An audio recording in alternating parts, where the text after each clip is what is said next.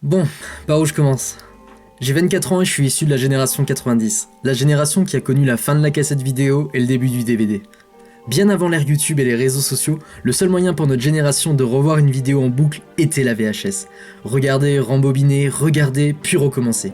C'était un support qu'on usait sans modération et qui, sans le savoir, nous imprégnait d'une œuvre cinématographique au point de dire qu'aujourd'hui, un film de ton enfance fait partie de tes souvenirs de vie. Et si j'ai décidé de faire cette vidéo aujourd'hui, c'est parce que j'ai envie de parler d'une saga qui a marqué plusieurs générations d'enfants, dont moi. Star Wars est un véritable mystère pour beaucoup de personnes qui n'ont jamais vu les films. Comment une histoire d'épée laser, d'un homme sous un masque et d'une princesse à la coiffure étrange puisse autant marquer et plaire? Star Wars est sorti il y a 40 ans, un certain 25 mai 1977, sous la réalisation d'un jeune nouveau, George Lucas. Le phénomène est arrivé immédiatement et de suite n'ont pas tardé à débarquer. La trilogie Star Wars est devenue culte et l'histoire a marqué le cœur de millions d'enfants et d'adultes. Mais cela explique toujours pas pourquoi. De façon très simple, lorsque j'interroge mon entourage sur quel genre de film vous aimez, j'ai souvent les mêmes réponses. On me parle des films d'action, de comédie, d'amour et de drame. Et très souvent j'entends je n'aime pas Star Wars car c'est de la science-fiction et qu'il y a des vaisseaux. Et c'est là que vous vous trompez. Star Wars n'est pas un film de science-fiction pure. Les vaisseaux, les sables laser ne sont que les artifices qui gravitent autour du véritable cœur de cette histoire, qui est une histoire de famille, tout simplement. La famille Skywalker est le point central de l'histoire de Star Wars. Et là où George Lucas a brillé dans son imagination, c'est qu'il a inclus dans son œuvre de la guerre, de la romance, du fantastique, de l'humour et du drame. Très exactement les genres du cinéma populaire et qui revient sans cesse comme réponse à la question quel genre de film vous aimez. En fin de compte, chaque personne peut s'y retrouver dans Star Wars et chacun s'approprie le film d'une façon différente des autres. Certains seront plus captivés par le côté bataille spatiale et d'autres par les romances des personnages. Et finalement, le secret du succès est là, c'est offrir un maximum de genres dans une seule œuvre. Je ne dis pas que Star Wars doit obligatoirement plaire à tout le monde.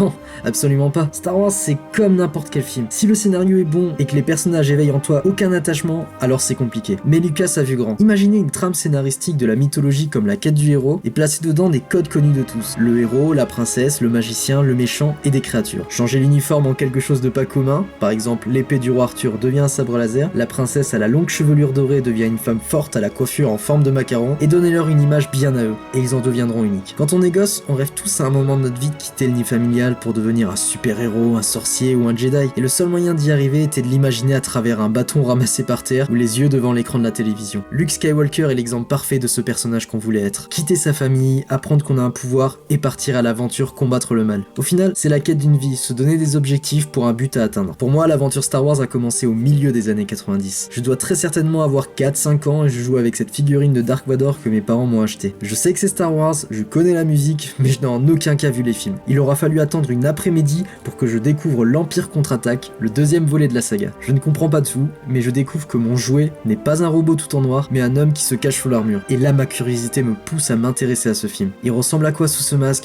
Pourquoi il est méchant? Et surtout, mon Dieu, c'est le père du héros. Et qu'il y ait des mauvais effets spéciaux, ou des dialogues légers, ou que ça soit ridicule, j'en sais rien. En fait, je suis un enfant et je m'en fiche de ça. J'aime l'histoire et j'en veux plus. Et je n'aurais pas attendu bien longtemps. 1999, l'année de mes 6 ans, un nouveau Star Wars sort. Ce film a pour particularité de s'intégrer dans une chronologie de l'histoire nouvelle. Il se déroule avant les 3 premiers films et pour la première fois, je vais découvrir les origines de ma figurine, l'enfance de Dark Vador. Ce film marquait un tournant dans ma vie. J'ai souvenir de l'avoir vu 2 fois. Je sais qu'à Noël, j'ai eu des sables laser en plastique et de nouvelles figurines. C'était le centre des conversations de la cour de récré. C'était la publicité sur les bus et les surprises dans les boîtes de céréales. Star Wars est partout, impossible d'y échapper. Entre 1999 et 2005, j'ai eu la chance de voir les 3 films en salle, la prélogie comme disent les fans, dont le dernier, La Revanche des Sith, qui a donné réponse à l'enfant que j'étais. Comment le personnage de Anakin Skywalker est devenu Dark Vador? La boucle était bouclée, il est devenu mon film préféré de la saga et je pouvais dès à présent ranger Star Wars dans une immense boîte remplie de VHS. J'en avais fini. Mais coup de tonnerre en octobre 2012. Disney rachète Lucasfilm, la société de George Lucas, pour la somme de 4,3 milliards de dollars. De ce contrat, une annonce nous tombe sur la tête. Une nouvelle trilogie Star Wars débarque dès 2015. Waouh, non, c'était improbable. Une rumeur, une mauvaise blague. Je venais d'apprendre qu'il n'y avait pas encore de point final à l'histoire que j'avais cru achever en 2005. Je me demande ce que doivent penser ceux qui étaient là en 1977. Et pourtant c'était bien vrai. Star Wars épisode 7, le réveil de la force, sort en décembre 2015. J'ai de nouveau 6 ans, je ressors ce carton rempli de souvenirs, et là tout recommence. L'envie d'acheter des figurines, des magazines, de voir les bandes annonces, de connaître les nouveaux personnages et surtout de revoir les anciens plus âgés. Le film était une Madeleine de Proust. La musique de John Williams, les objets, les personnages, j'étais chez moi, dans ma chambre d'enfant pendant 2 heures. J'ai aimé ce Star Wars, le spin-off Rogue One m'a procuré la même magie, le même bonheur un an plus tard. Et nous voilà en 2017. J'ai 24 ans et je compte les jours avant la sortie de Star Wars épisode 8, Les Derniers Jedi. Je suis excité, j'angoisse et j'appréhende ce nouvel opus car il apportera beaucoup de nouveautés. Une extension de l'univers et je retrouverai un des héros de mon enfance. Les théories fusent depuis 2 ans sur le net et dans la tête des fans. J'espère revoir des visages familiers, j'espère être surpris, je vais devoir dire adieu à des personnages que j'aimais. J'espère pouvoir dire qu'il s'agira d'un des meilleurs films de la saga et qui pourra se ranger dans le statut de culte plusieurs décennies plus tard. Je l'espère vraiment. Et j'espère aussi un jour avoir des enfants à qui je montrerai cette saga et qui auront leur héros, leur figurine et qui auront aussi envie de partager ça avec leurs enfants à leur tour. Et peu importe, que ce soit Luke Skywalker, Harry Potter ou Frodon, ne laissez pas vos souvenirs dans une boîte.